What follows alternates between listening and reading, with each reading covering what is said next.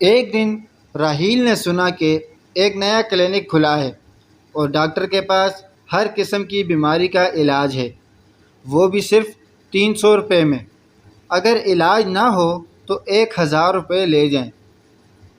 راحیل یہ سن کر خوشی سے پھولا نہ سمایا، اسے شرارت سوجی۔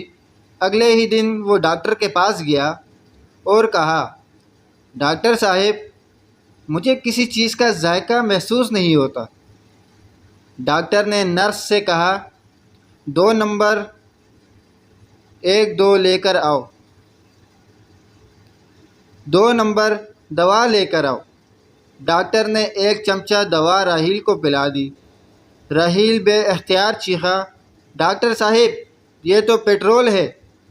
ڈاکٹر نے کہا، ماشاء اللہ، آپ کی زبان کا ذائقہ واپس آ گیا ہے، 300 روپے فیس دے دیجیے۔ راحیل کو مجبوراً پیسے دینے پڑے۔ اگلے دن راحیل نے ڈاکٹر سے کہا، ڈاکٹر صاحب، میری یادداشت ختم ہو گئی ہے، مجھے کچھ یاد نہیں رہتا۔ ڈاکٹر نے نرس سے کہا، دوا نمبر 2 لے کر آؤ۔ نہیں ڈاکٹر صاحب نہیں، راحیل چیخا، یہ تو پیٹرول ہے۔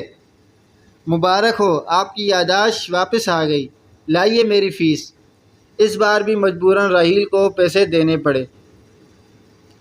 اگلے دن راحیل نظر کی کمزوری کا بہانہ لے کر گیا، مجھے کوئی چیز صاف نظر نہیں آ رہی، رنگوں کی پہچان بھی مشکل ہو گئی ہے۔